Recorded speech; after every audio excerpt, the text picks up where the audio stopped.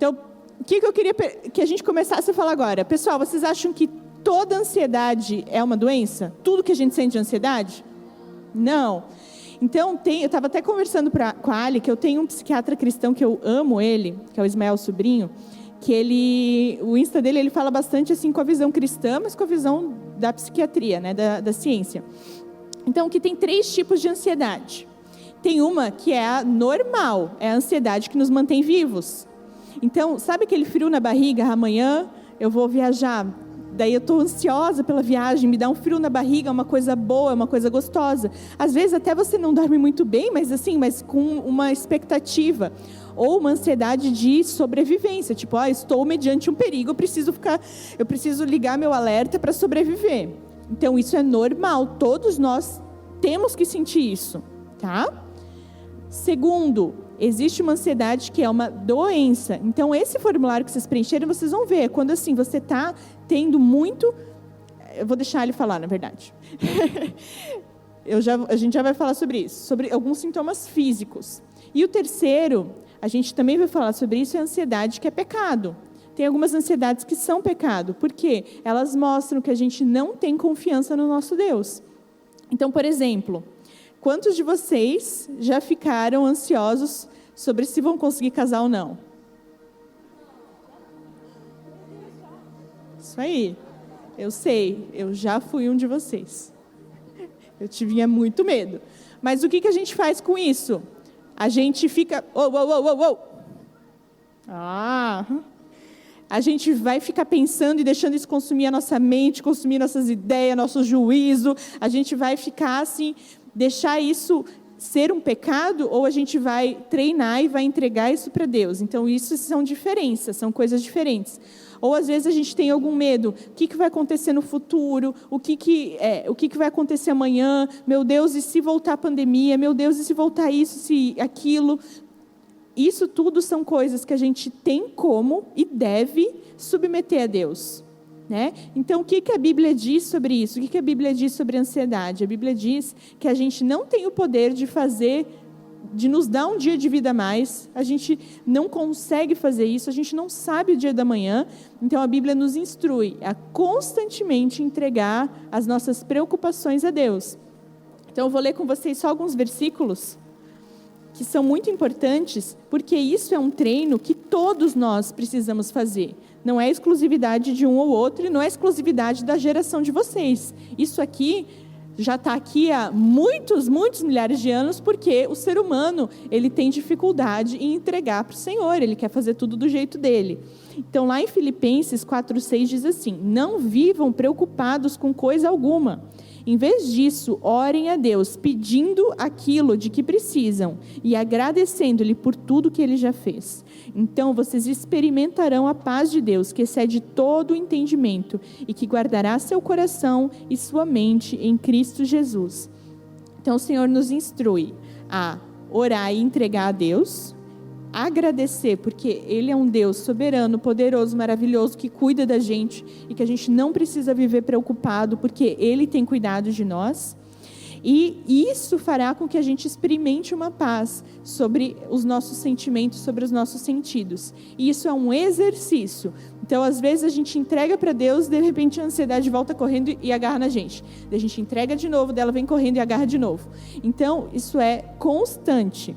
Tem um outro texto que eu vou deixar de tarefinha depois para vocês lerem inteiro em casa, que está lá em Mateus, no capítulo 6, a partir do 25.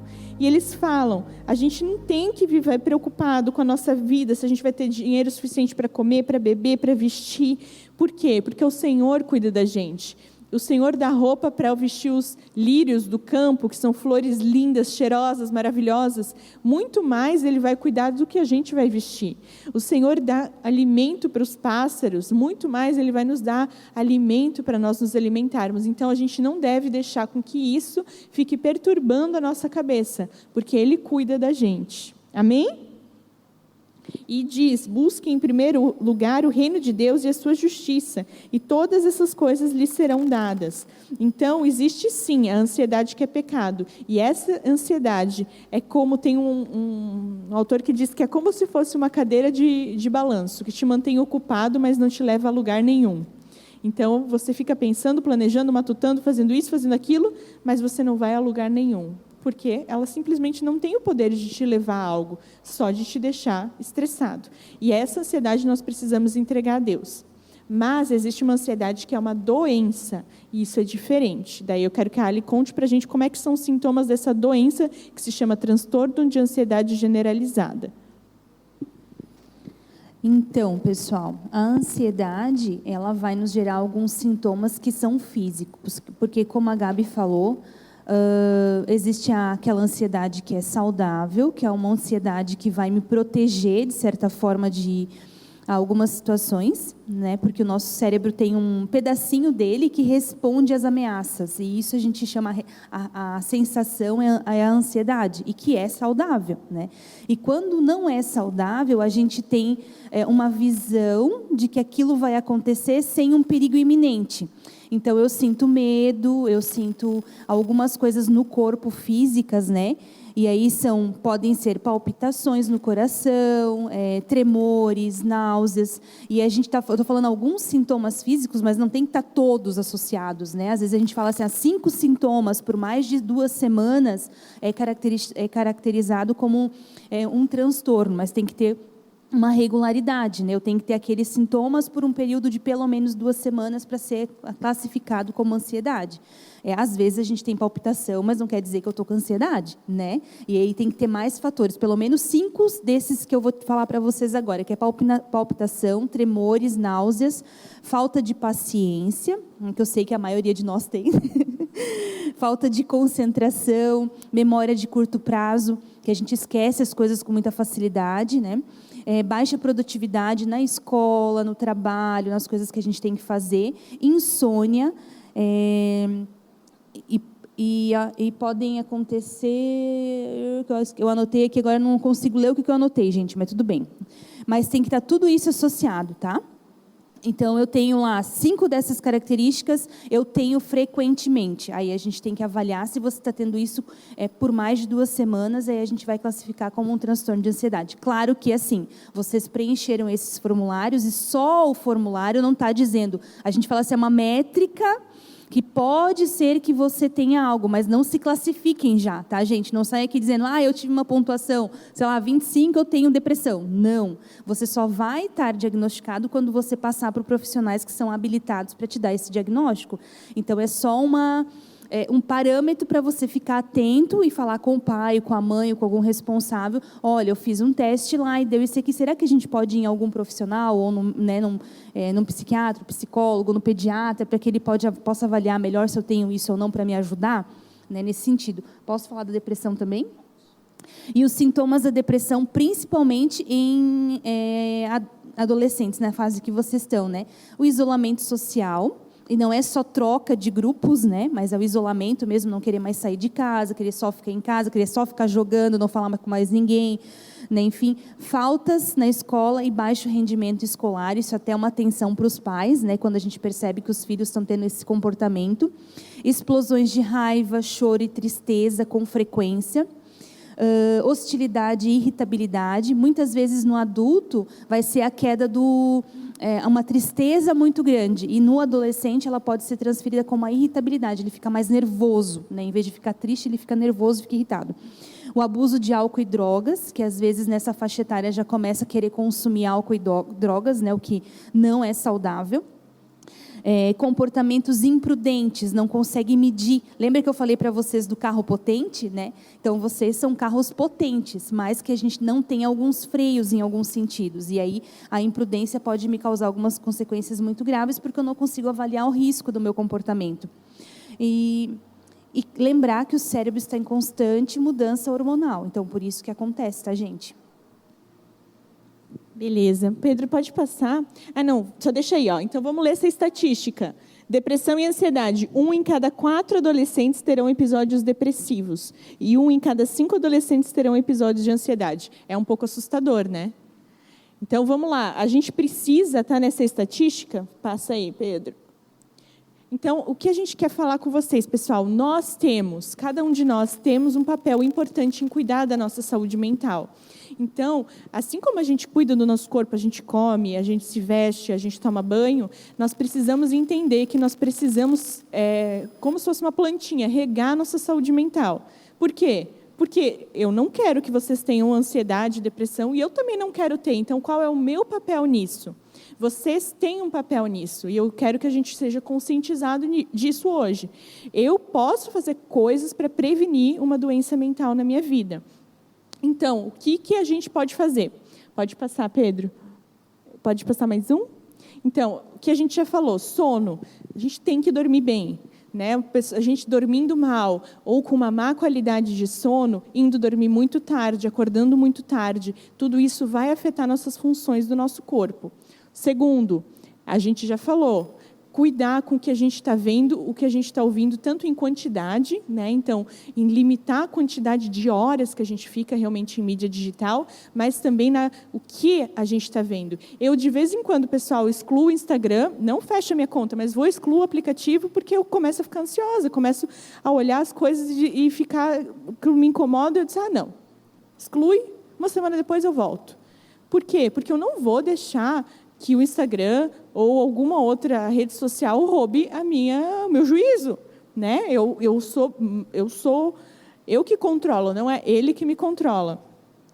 Eu também, né, de maneira prática, às vezes paro de seguir algumas pessoas ou tiro os avisos, porque tem gente que posta umas coisas que é só para nos deixar nervoso, que a gente lê aquilo, tu fica indignado, e daí, meu Deus, e já começa, né? Então, selecione o que você está vendo, quem você está seguindo, se isso está sendo um gatilho para você. Sempre que eu vejo o story de tal pessoa, eu começo a ficar ansioso. Poxa, então desativa, né? Se não quer deixar de seguir, desativa. Então, um dos nossos papéis é entender quais são os gatilhos que nos deixam ansiosos, é entender o que está fazendo que liga aquela chavinha que você fica mal. Por quê? Porque daí a gente vai tentar desligar essas chavinhas ou trabalhar com elas, né, Ali? Depois você pode falar um pouquinho mais. O que mais, pessoal? Cuidar com o conteúdo, né? Então, tem coisa que não é para crente ver. Ponto. Tem coisa que a gente não foi feito para ver. Tem coisas que ofendem nosso Deus e a gente tem que ter essa sensibilidade. Às vezes, eu e o Tiago, a gente começa a ver um filme e a gente começa a se sentir incomodado. Meu Deus, que absurdo! E a gente vai lá e desliga. Então, tenha a coragem de desligar uma série ou um filme que você vê que está ofendendo o Deus que você serve, né? Por quê? Porque isso também vai te fazer mal. Sabe quando às vezes termina um filme, alguma coisa, você se sente pesado, se sente mal, às vezes vai dormir, tem até pesadelo. Poxa, por que ficar vendo isso? Para quê? Se a gente está pensando que nós somos os agentes que promovem a nossa própria saúde mental. Então, vamos ser protetores dela. Não, isso não vai fazer bem para a minha cabeça, eu não vou assistir, eu digo basta. Eu sou o Senhor e não Ele é o Senhor sobre a minha vida, amém? Ele, eu digo a tela, né? Não Jesus, Jesus é. Depois, tempo de qualidade com a família e com amigos. Então, sair, ter um tempo de jogar coisas da vida real, estar com pessoas, conversar com seus pais. Isso reduz a ansiedade e estresse e isso promove saúde mental. Então, fique com a sua família. Outro, atividade física. Ai, que chato. Quem faz atividade física? Quem gosta? Muito bem, a maioria. Então, se movimentar libera também esses neurotransmissores de uma forma saudável. Então, o corpo em movimento, ele está produzindo as coisas, mas de uma maneira saudável. Então, se movimentem. Atividades para relaxar. Então, achar coisas que te relaxem, que não são a tela, que não são a mídia. Então, quem gosta de pintar? Olha, bastante gente. Pessoal, eu vou contar para vocês uma coisa. Eu sou péssima em artes. Péssima. Sabe o que é péssima? Eu.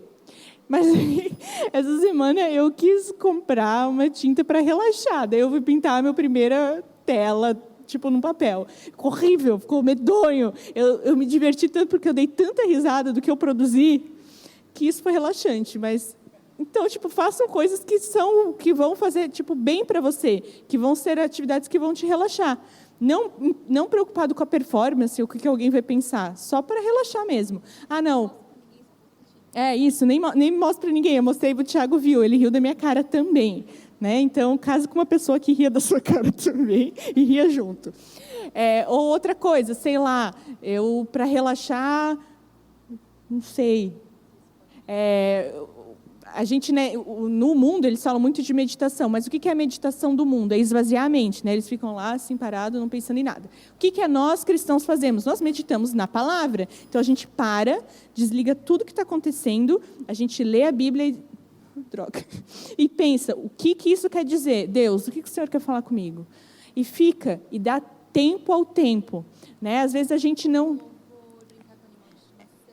Isso, a gente não tem, às vezes, tempo para parar e desligar nossa mente e simplesmente viver aquele momento. Então, uma das grandes coisas para trabalhar a ansiedade é viver o momento que você está vivendo naquele segundo. Que a Ali falou também, às vezes ouvir um louvor, tem gente que gosta de tocar instrumento. Quem que toca aí? Olha, bastante gente, muitos músicos. Isso também é uma coisa que vai nos ajudar a relaxar. Brincar com o cachorro, eu gosto de brincar, o Snowzinho me relaxa. Eu gosto de brincar com o cachorrinho. Então, viver, além da vida no mundo digital. Tá bom? Leiam um livro. Pessoal, eu sou uma militante da leitura. Leiam, por favor. Que uma das coisas que transformou minha adolescência é a leitura. Eu pedi de presente de 15 anos livros. Eu ganhei um monte. E eu lia loucamente. E isso mudou muito de quem eu sou. Por quê? Porque eu li a história de pessoas que foram muito além do que eu fui e me inspiravam a ser uma pessoa diferente, a atingir novos níveis, a viver coisas novas em Deus. Então, leiam. Isso vai te levar para um novo nível. Isso vai te fazer mais inteligente, uma pessoa mais eloquente, que vai conseguir conversar melhor. Se você não sabe por onde começar, converse comigo. Eu tenho muitas dicas. Pode passar. Pode passar, Pedro. E daí, por último, eu quero fazer a última pergunta para a Ali antes da gente ir para os grupos. Tá bom. Agora eu estou ansioso. Está me dando falta de ar, estou palpitando, parece que tem uma pessoa que está me enforcando aqui, minha garganta está fechando, eu estou nervoso. O que eu faço? Então, vamos lá. Geralmente, o que nós temos de protocolo quando a ansiedade bate nesse nível, né? A gente tem a respiração diafragmática, gente. Pode parecer bobo, né? Às vezes as pessoas, eu vou respirar quando eu estou ansioso. Sim, eu vou respirar quando eu estou ansioso, porque a última coisa que a gente vai pensar em fazer é ficar respirando. E o nosso cérebro precisa oxigenar de novo, porque a gente entrou naquele modo de, vou me atacar, né? Eu tenho que ficar aqui, paralisei. Então, eu tenho que... geralmente, a gente fala que respira em 6, aí enche aquele balãozinho de ar aqui da barriga, não é só o peitoral, né? Então, eu respiro em 6, seguro 3 segundinhos o ar e solto em 6, 5 vezes, porque daí vai acalmar. E, às vezes, as pessoas falam, eu vou parar e vou ficar respirando, vão achar que eu sou doido. Mas ninguém precisa nem perceber que você está fazendo essa respiração. Você só senta direitinho na cadeira, puxa o ar em 6 segundos, segura 3 e solta o ar. Ainda assim continua ansioso. Eu tenho que lembrar que a ansiedade que eu estou sentindo, ela não é real. Eu não estou correndo nenhum perigo, nada de ruim vai me acontecer. Eu sei que no momento da crise a gente não pensa, mas a gente tem que puxar para a razão. Eu estou bem, eu estou aqui na minha casa, ou eu estou na escola, eu estou dentro do ônibus, tem mais pessoas aqui comigo, aí eu começo a olhar para fora, eu começo a olhar na questão periférica, né? Começo a ver o que tem ao meu redor e começo a falar comigo mesma. Tá tudo bem, eu não estou sozinho, qualquer coisa eu chamo fulano, já estou ligando para minha mãe, né? E isso vai passando e continua respirando, que a crise vai passar. Tá, gente? E aí, assim, como a gente colocou ali, eu botei os dados, né, de questão de tanto da depressão quanto da ansiedade, eu tenho, se não me engano, 1 para 5, né? Então, a gente tem que pensar, a gente não quer estar na estatística, mas se a gente estiver, a gente tem que pensar que nós não estamos sozinhos. Né? Tem outras pessoas conosco. Então, às vezes tem um colega que está do lado, um professor, a mãe, chama a mãe, né? E aí nessa hora os adultos, né, ou as pessoas que vão nos ajudar, é só tentar acalmar. É a única coisa que a gente pode fazer. Respira, tá tudo bem, eu estou aqui contigo, né? Não vou te soltar até a crise passar, eu estou segurando na tua mão, olha aqui para o lado, vamos lembrar disso, lembra aquele lugar legal que tu foi. Aí começa a pensar que daí a crise vai começando a ficar mais tranquila. Tá bom? E uma das coisas essa aqui é a última? E uma das coisas que eu queria que vocês pensassem, que a Gabi colocou aqui, nós somos responsáveis pelo nosso comportamento, né? Nós somos responsáveis pela nossa vida. Eu sei que vocês são teens, né? Então estão numa faixa etária ainda que são dependentes dos pais, e isso é muito importante.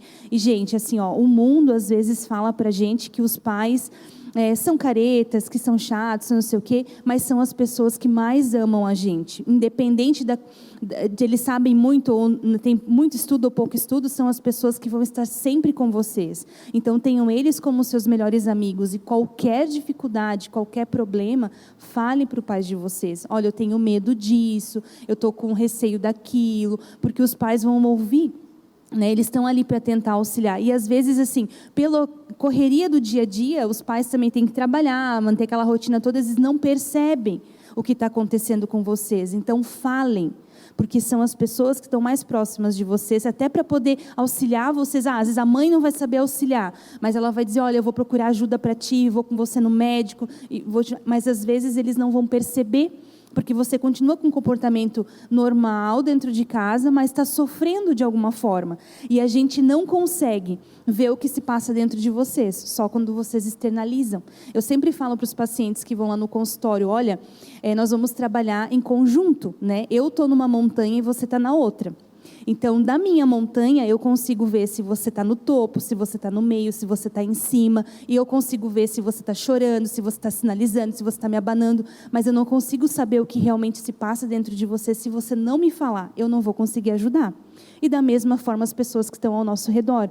Às vezes, a gente acha que o outro tem que adivinhar. E isso nem é saudável, né? E nem é cristão adivinhar nada. Então, eu tenho que falar. E sempre se perguntem, quando vocês estiverem muito tempo nas redes sociais, né? Por que eu estou passando tanto tempo na rede social? Do que eu estou fugindo? Do que eu estou me escondendo? O que eu não quero mostrar? Né? Que são perguntas que a gente pode se fazer. E aí a resposta é vocês que vão ter, né? E aí, dependendo da resposta, vocês corram para pessoas que podem auxiliar. Amigos que sejam próximos, pastores, né? Líderes, os próprios pais. Eu sou uma militante, como diz a Gabi, de recorrer aos pais. Eu sempre falo para o nosso filho, nós somos os seus melhores amigos.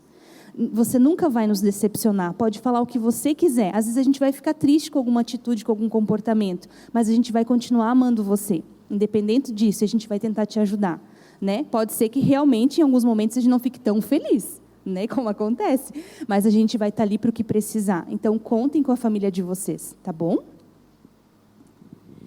Amém. Pessoal, só para vocês terem uma noção, o meu amor pela Ali é tão antigo, porque ela foi minha líder de adolescentes. Então, há muitos anos atrás, eu já fui uma adolescente, a Ali era minha líder, eu amava ela e as coisas que ela nos dizia e tudo mais. Então, eu estou muito feliz, muito obrigada, Ali, por ter estado aqui com a gente.